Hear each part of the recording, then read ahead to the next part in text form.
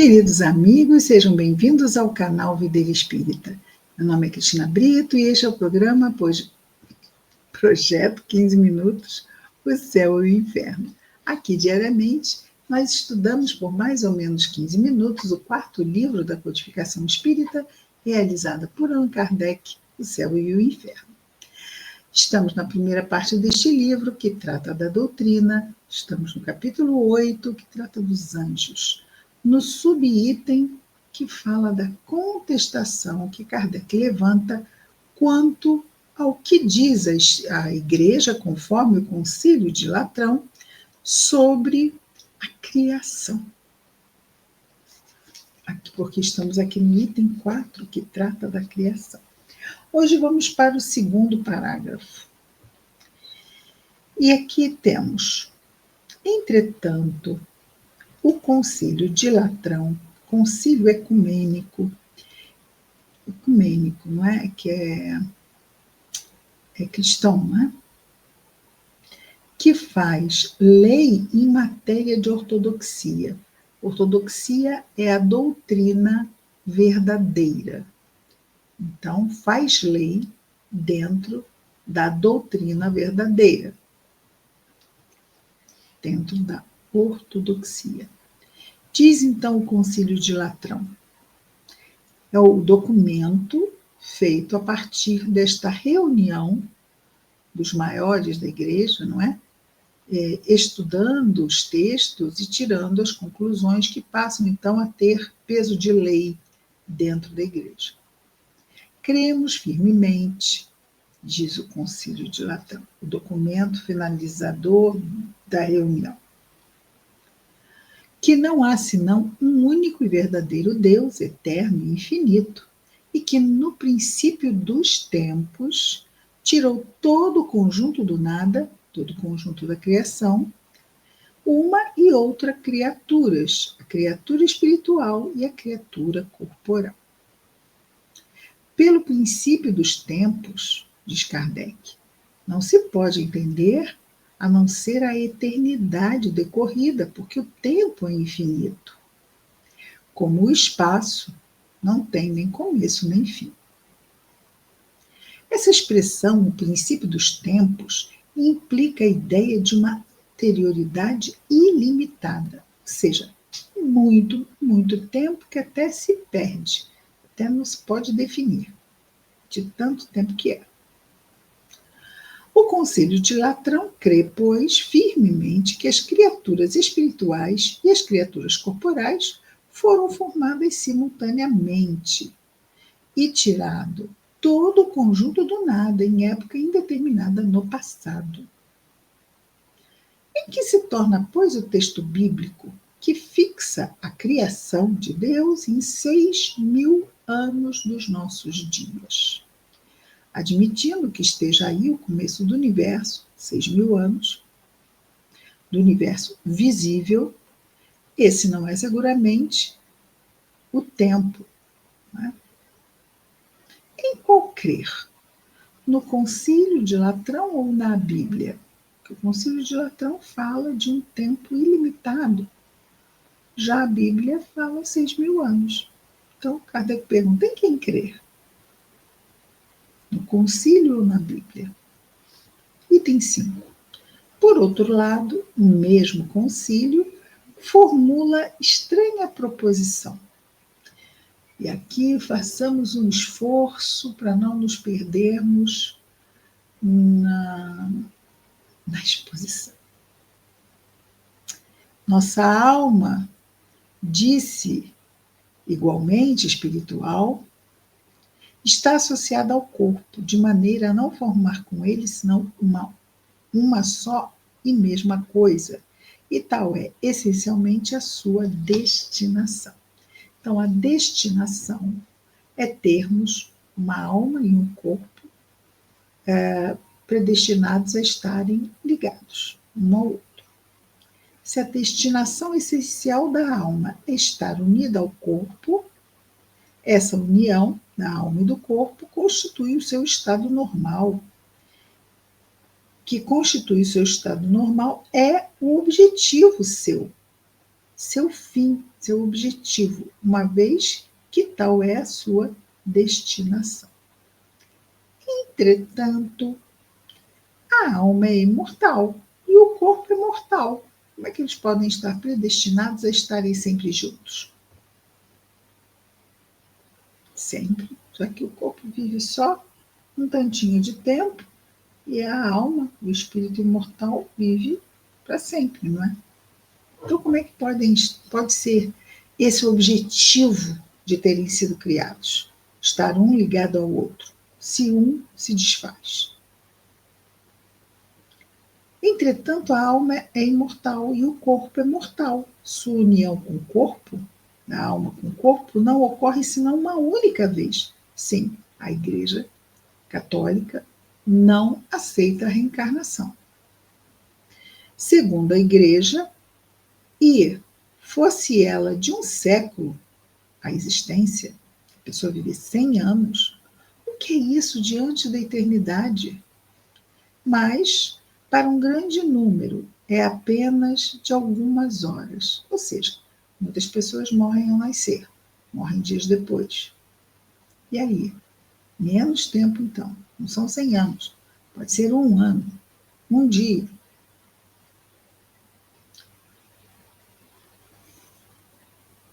Que utilidade pode ter para a alma essa união tão efêmera de horas ou dias, quando na eternidade sua mais longa duração é um tempo imperceptível, porque o que são 100 anos numa eternidade, não é? É exato dizer-se que a sua destinação é estar essencialmente ligada ao corpo? Claro que não, né? A alma é imortal, ligada a um corpo que pode viver só algumas horas, não faz sentido nenhum ser uma destinação. Essa união não é, na realidade, senão um acidente, um ponto na vida da alma, e não seu estado essencial. Entendeu? Porque se ela veio para estar unida, e esse é o objetivo, a alma estar unida ao corpo e o corpo à alma, mas como se o corpo morre, podendo só viver algumas horas? Pode nascer o bebê e morrer logo, não é? Então, na verdade, essa união seria apenas um pontinho dentro de toda a existência espiritual da criatura. Se a destinação essencial da alma é estar unida a um corpo material, se pela sua natureza e segundo o objetivo providencial da criação, essa união é necessária para a manifestação das suas faculdades, disso é preciso concluir que sem o corpo material, a alma humana é um ser incompleto. Ora, para permanecer o que ela é, pela sua destinação, depois de deixar um corpo, é preciso que ela retome um outro corpo, o que nos conduz à pluralidade forçada das existências, o que nos conduz à reencarnação. Dita de outro modo, a reencarnação contínua. Não é? Aqui ele usa o termo perpétua, mas perpétua não é, porque os espíritos puros não precisam mais reencarnar. Ok? Os bons ainda são errantes. Então, os errantes são esses que temos que reencarnar. Espíritos errantes. Chegamos lá, avaliamos, nos preparamos e voltamos. Mas, quando chega-se a espírito puro, não há mais essa necessidade de reencarnar para se depurar. Por quê? Porque o espírito já está no nível de pureza. Ok?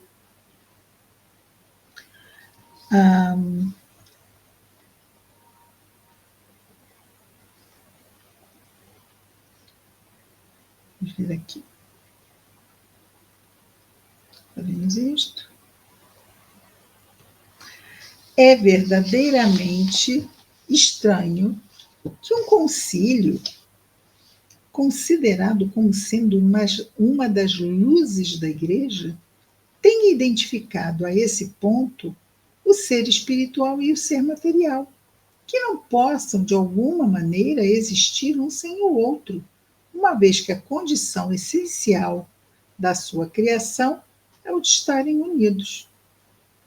Então, como é que eles não consideraram isso? Então, os dois têm que estar unidos, mas o espírito não morre e o corpo morre logo, tem alguma coisa errada aí, né? Em termos de interpretação.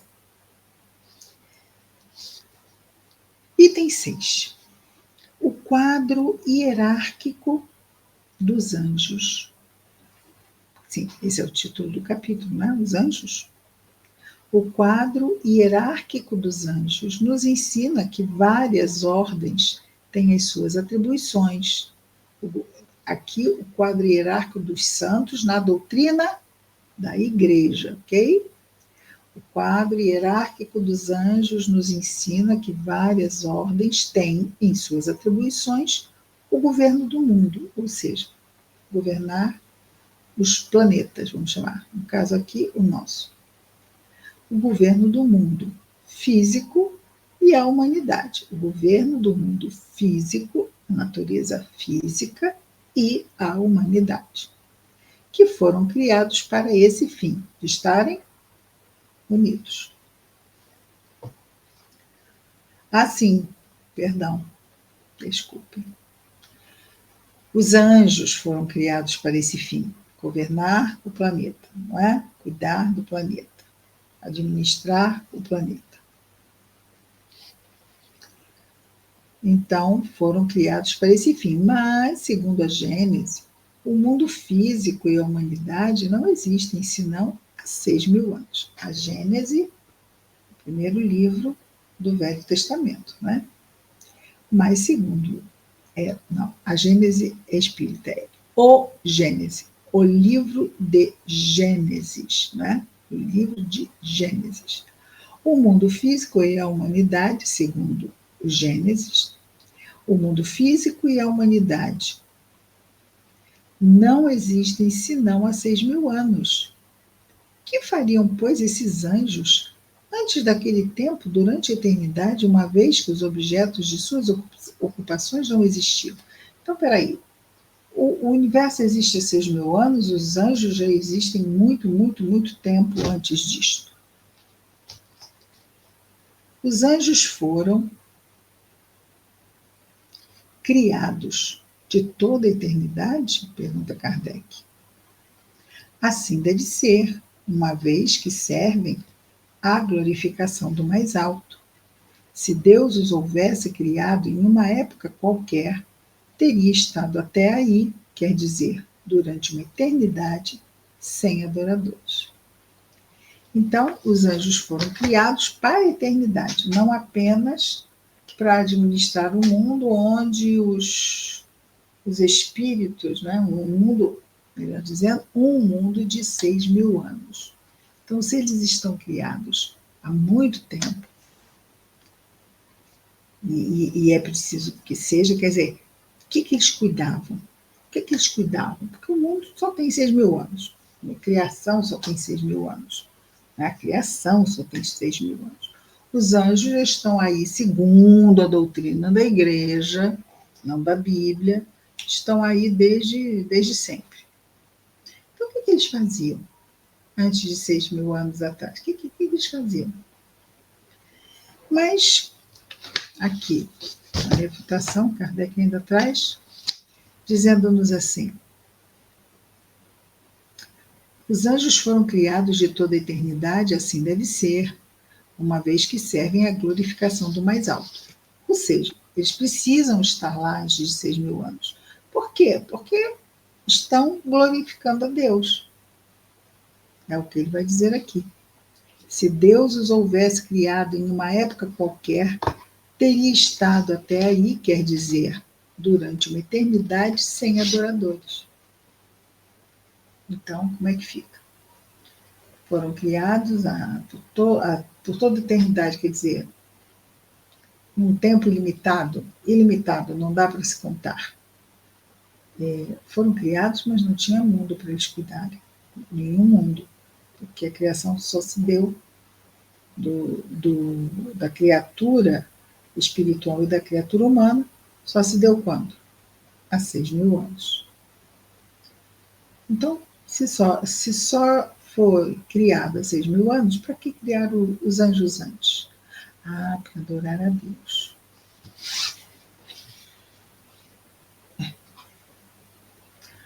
Muito bem. O item 7 vemos amanhã. Ficamos hoje aqui com o final do item 4, item 5 e item 6.